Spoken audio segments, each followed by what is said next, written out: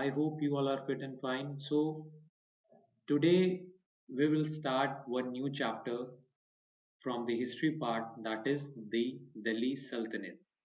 Yes, this rightly said, okay, it starts from 1206 AD to 1526 AD. Now, currently we are in 2020 AD. Okay, so you can say that somewhat around 700 years ago, आज से 700 साल पहले, there was a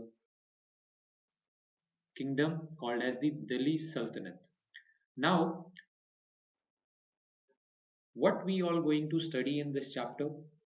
First, all the ruler starting from 1206 till the end 1526.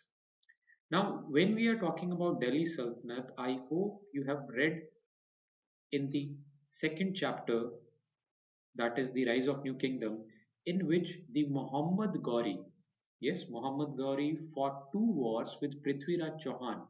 One in 1191, in which Prithviraj Chauhan won.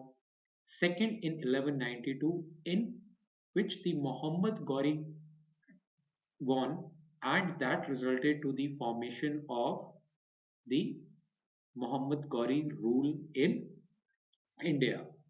But Muhammad Ghori did not rule directly. He appointed his general Kutubuddin Aibak and Bakhtiyar Kaki for the ruling of this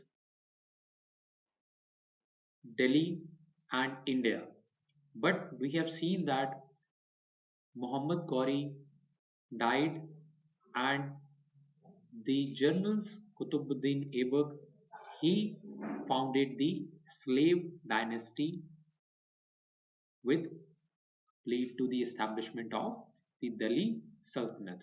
Okay, so in this we will study the different kinds of different types of kingdoms. Like it will be started from the slave dynasty, then we move to the Khilji dynasties. You have a table in your book on page number 26.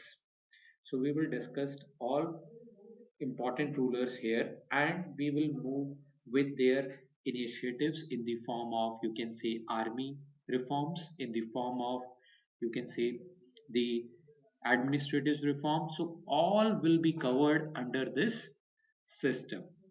Now let's start the chapter first. Okay, then I will continue with describing and elaborating, analyzing the animations from this chapter. So the chapter is the Delhi Sultanate. In this year, in seventh class, we will discuss only the medieval India. Okay, so next chapter, that is chapter number 4, will start from 1526. Okay, with the Mughal Empire. So it is a continuous chain which you have to remember in a chronological order. Okay, so let's start the first. Okay, the Delhi Sultanate. The Delhi Sultanate, 1206 to 1526. The Delhi Sultanate set the stage for an interesting phase in history called the later medieval period. Five dynasties ruled during this period: the Slave Dynasty, the Khilji Dynasty, the Tughlaq Dynasty, the Sayyid Dynasty, and the Lodi Dynasty. So during this period, starting from 1206 AD, which goes up to 1526 AD, five dynasties, okay, five different dynasty ruled. So first one was Slave Dynasty, second one was Khilji, third Tughlaq, fourth Sayyid, and fifth Lodhi dynasty. Okay, you can see that you will find a map in a chronological order in your book on page number 26. As such, there is no requirement to remember all the rulers, but whichever will be important, I will let you know. You just have to remember the chronology, that okay, this person came first and this is came second. There is no need to just to remember the exact year in which they have reigned during their period. If you do that, it is good, but there is as such no compulsion. You just have to remember who is succeeded by who. That's it.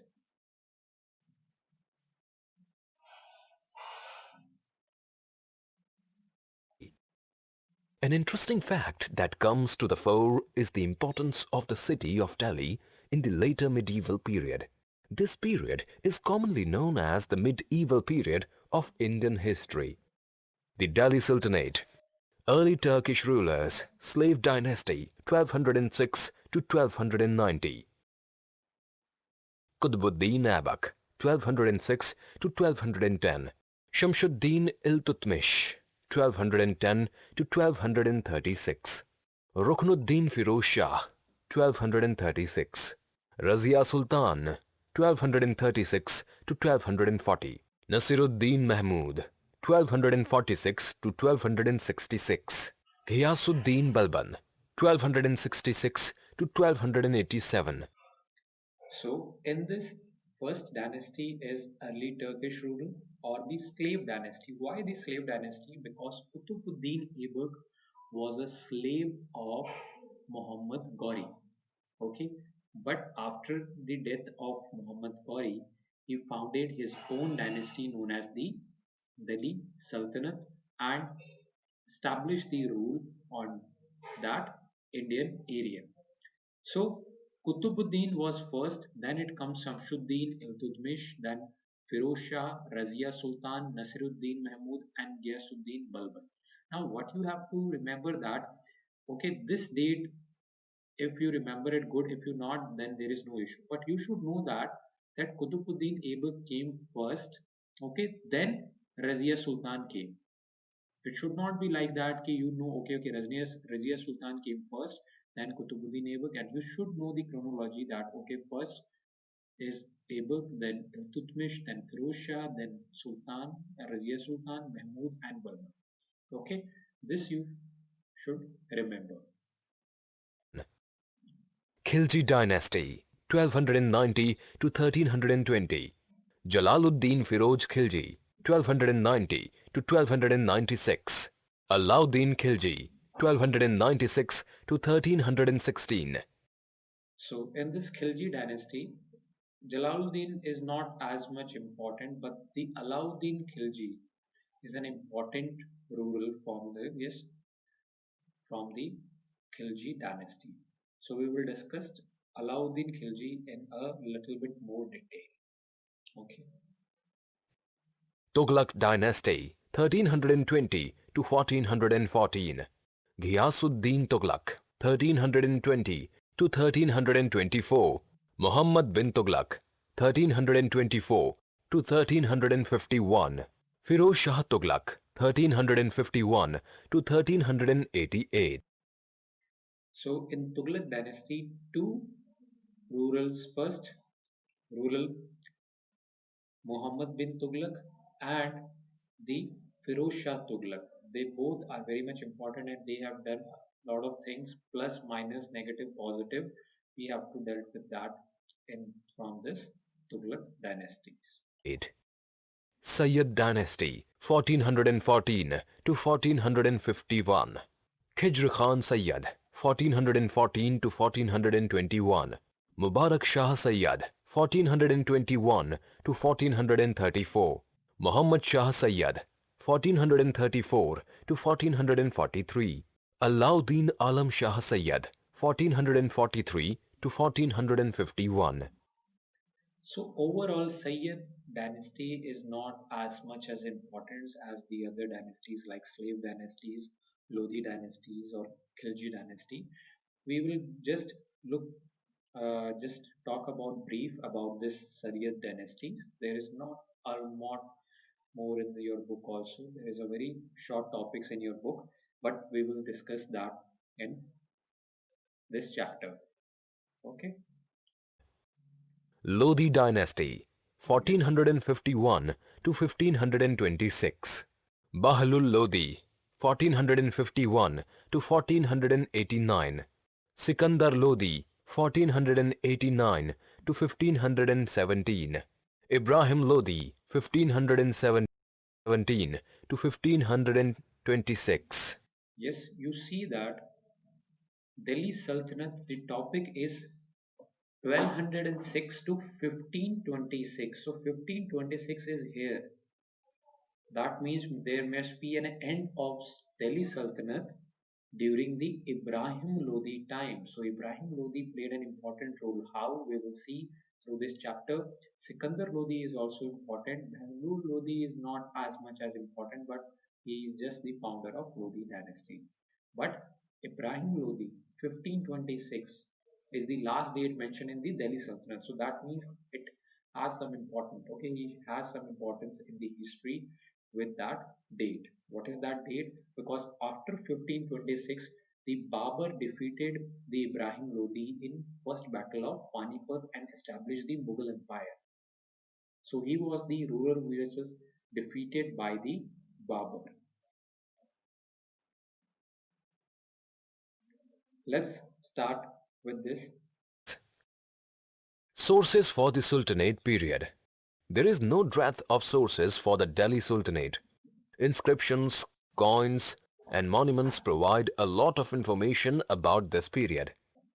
The Turco-Arab traditions of recording events made court chronicles the most valuable sources of information.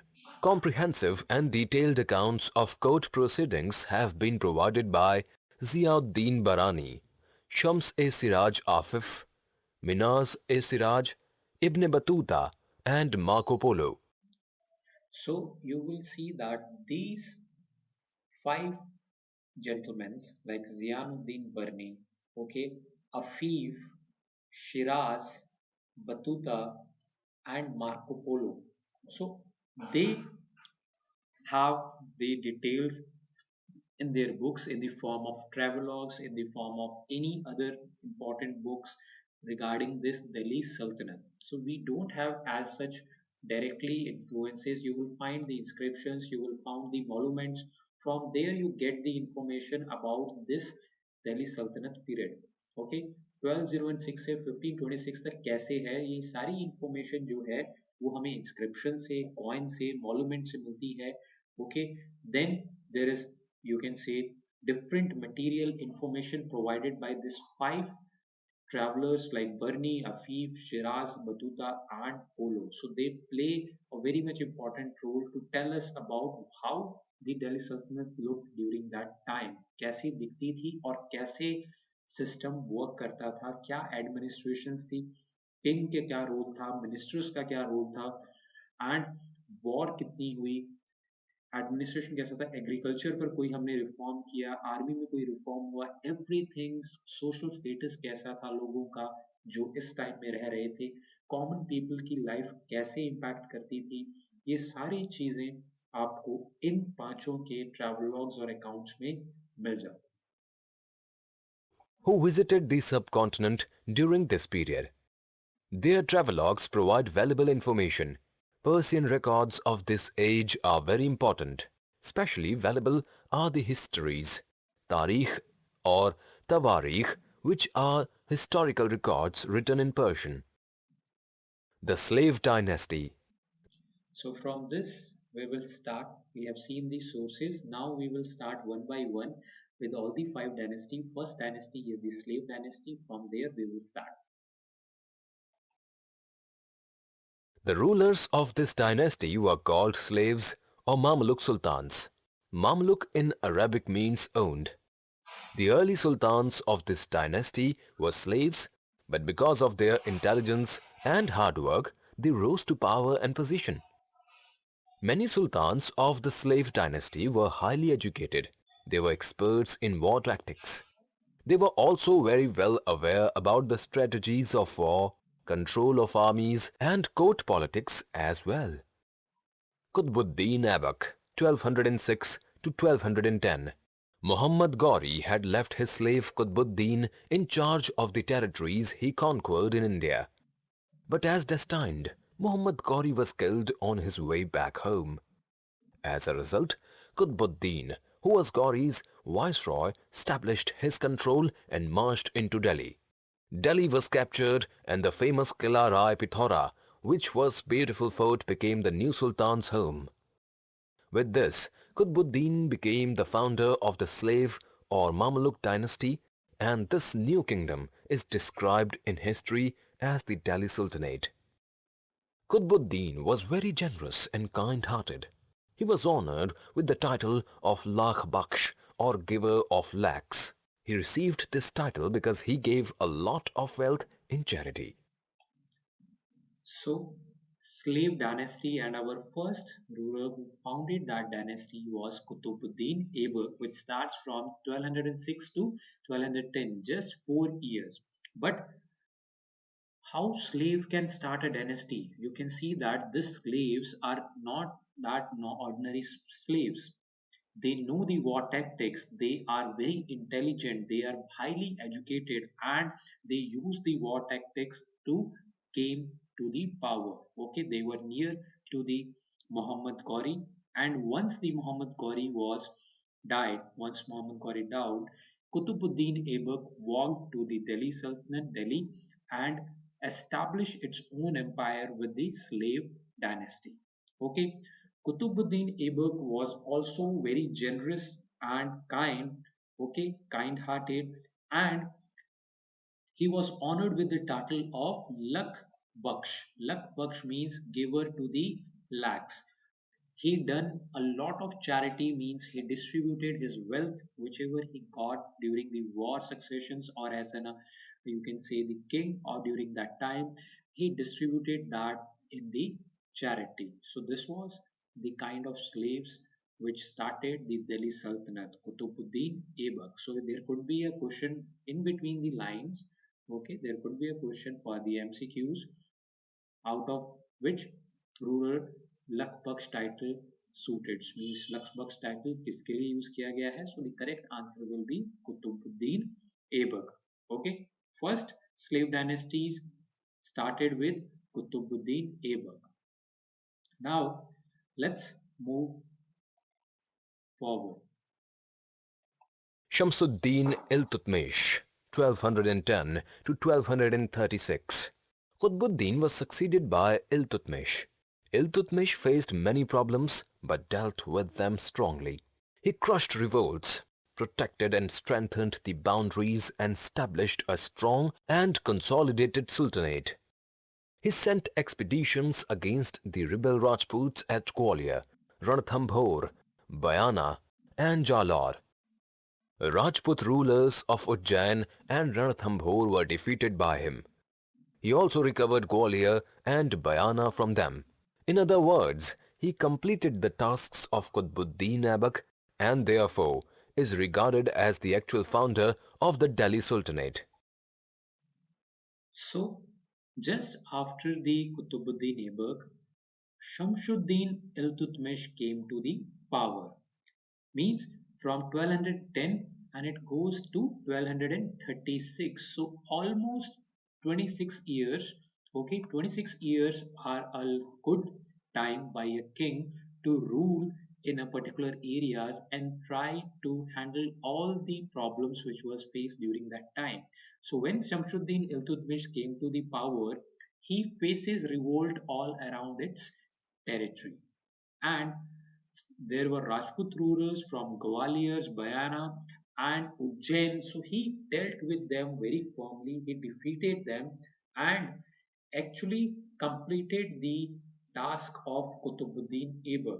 Like Qutbuddin just founded the dynasty, but overall, all the consolidations to put that all together, okay, Shamsuddin Iltutmish worked hard. So he recovered Gwalior and Bayana from the Rajputs, and therefore he is regarded as the actual founder of the Delhi Sultanate. Means Qutubuddin Aibak ने yes उन्होंने dynasty जरूर found की, but जो उस dynasty की territories को consolidate किया, उस टेरिटरीज के ऊपर वर्क किया, that person was Shamsuddin Iltutmish.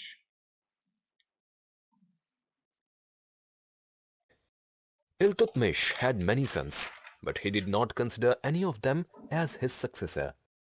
He made his daughter Razia the Sultan of Delhi. She is popularly known as Razia Sultan in medieval history.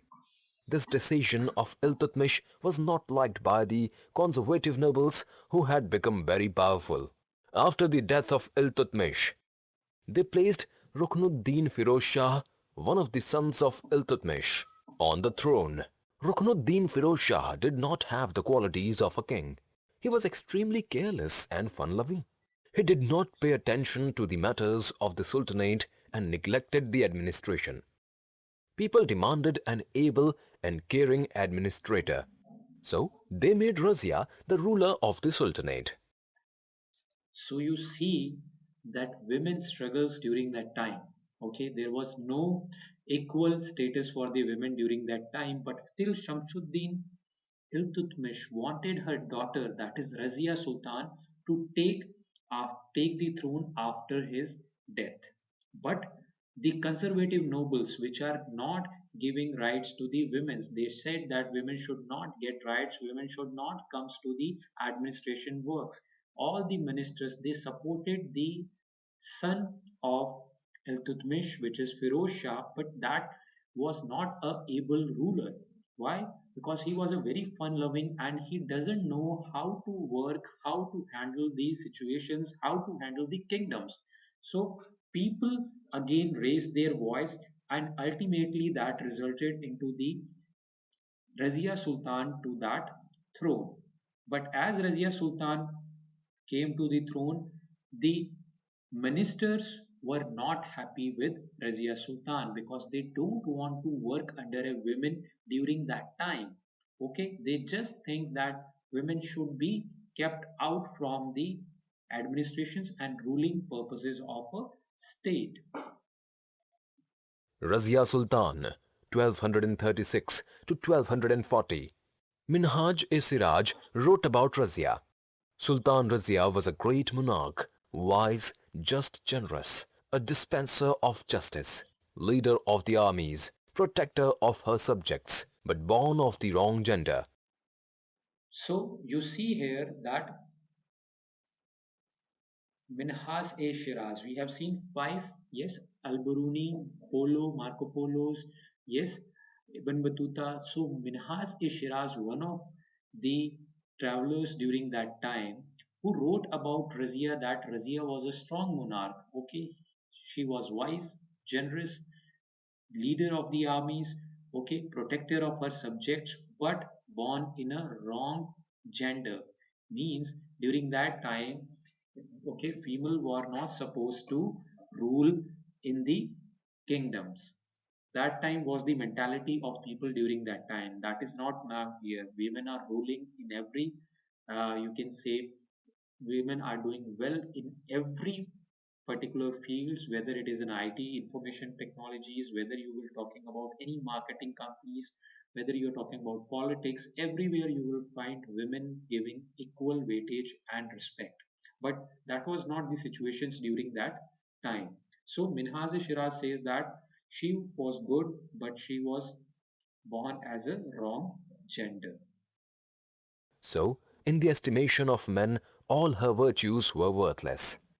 Razia was a dynamic ruler. She was a progressive thinker. So she threw off her female attire and the veil and put on a coat and a cap. So what Razia was a progressive thinker. So progressive thinkers means who think for the futures, okay, who is, you can say, more developed with respect to the conservative person nearby you, who can look after what will be going to happen after the 10th year in that area. अगले 10 सालों में क्या होगा? And we know that Razia was a Muslim and Muslim during them times have to put veils, okay, but she threw that, okay, and she female attire and she put like a male attire only, that coat and cap, so that she cannot be challenged and she should be treated equally to the men's, that okay, men and women's are equal. Okay, so she was a very progressive thinker, very wise, She rode generous. elephants like males, hunted and led the armies. So she was very good with, you can say, she rode elephants, hunted and led the army. Means she was also a very able ruler. Okay, She was successful in establishing law and order in her kingdom.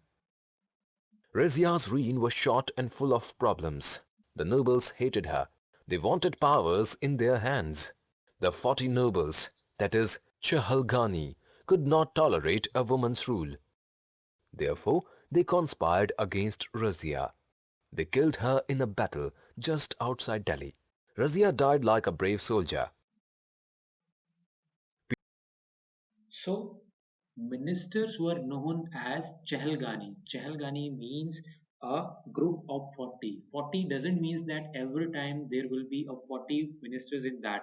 But the ministers means under the Razia Sultan, all the ministers were not happy with the female ruler on the positions. So what they did, they conspired against the Razia Sultan and they killed the Razia Sultan, resulting into the period from 1240 to 1266, in which there was many rulers came and gone, and there was a, you can say, instability for the slave dynasty during that period. Okay. Period from 1240 to 1266. Razia's death created fresh problems. The period between 1240 to 1266 saw many political disturbances. Many kings came to the throne. Nasiruddin Muhammad, another son of Iltutmish, ruled from 1246 to 1266 with the support of the nobles, but he was totally incapable and a mere puppet. During Nasiruddin's reign, Balban controlled the administration despite opposition from other nobles. Ghiyasuddin Balban, 1200. So in between the period of, yes, 1240 to 1266, there was a son of Iltutmish, which is known as Nasruddin Mahmud. But he was not a able ruler, and one of the member of Chehalgani, means one of the ministers member, was Ghiyasuddin Balban. So he ruled during, okay, he advises the king, and basically he was the major power during that time who ruled between that time period. And after that, Ghiyasuddin came to the power and was one of the able ruler after that period for the slave dynasty. 1266 to 1287. In 1266, Balban came to power. He was an able noble and proved to be the most powerful ruler of the slave dynasty. As a sultan, Balban reorganized and strengthened the army. Yes, this is an important point that Balban, he was one of the member of Chehalgani. He was one of the ministers, but he came to power in 1266, and you find that as a sultan, he Balban, he reorganized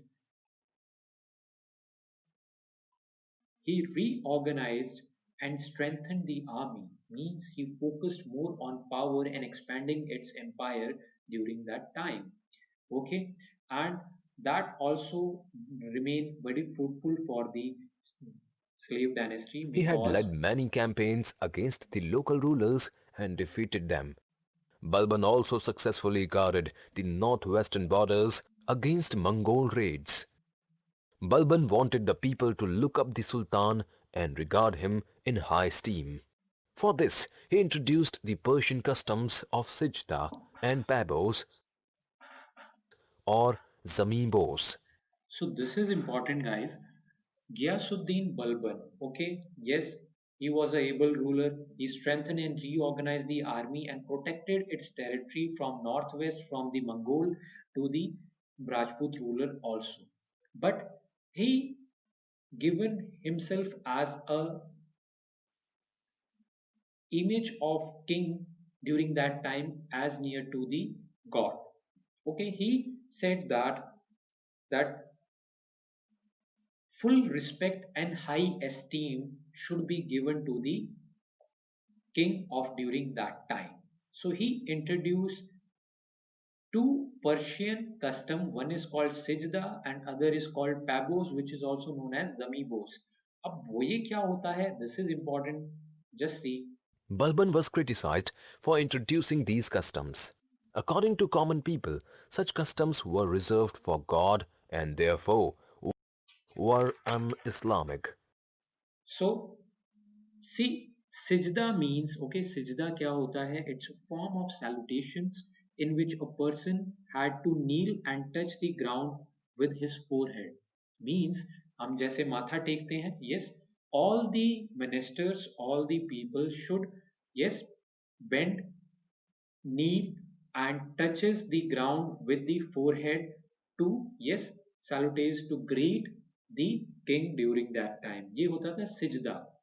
ठीक है, सजदा मतलब मत्था टेकना किसी को. अब पैबोस क्या होता था? पैबोस मतलब कि जितने भी नोबल्स हैं, the nobles have to bend down and kiss the feet of the sultans. पैबोस मतलब पैर से रिलेटेड है. तो जितने भी मिनिस्टर्स थे, ठीक है, जितने भी चहलगानी के मिनिस्टर्स थे, उन्हें क्या करना होता था? उन्हें बेंड डाउन करके रूलर जो है उसके पैरों को चूमना होता था, उन्हें किस करना होता था. तो वो, that's why this all things consider un-Islamic by the people, because this all things are reserved for God, not for the Balban during that time. Okay, so he was criticized for Sijda and Pabos. When Balban died, the Turkish rule had been firmly established in Delhi, the Ganga Yamuna Doab and eastern Rajasthan. Balban's successors were, however, weak. Once again, the power of nobility prevailed. This time the Khilji nobles captured the throne of Delhi in 1290. So after Balban, again there was no king. Chahalgani may say there was a ministers of Khilji dynasties which gained the power in 1290. So the next rulers will be from Khilji dynasty. I hope that we will study in tomorrow's class. I hope the introduction to the Delhi Sultanate chapters and the slave dynasty is clear to you. Just go through that. If you have any still doubt, okay, just call me on this.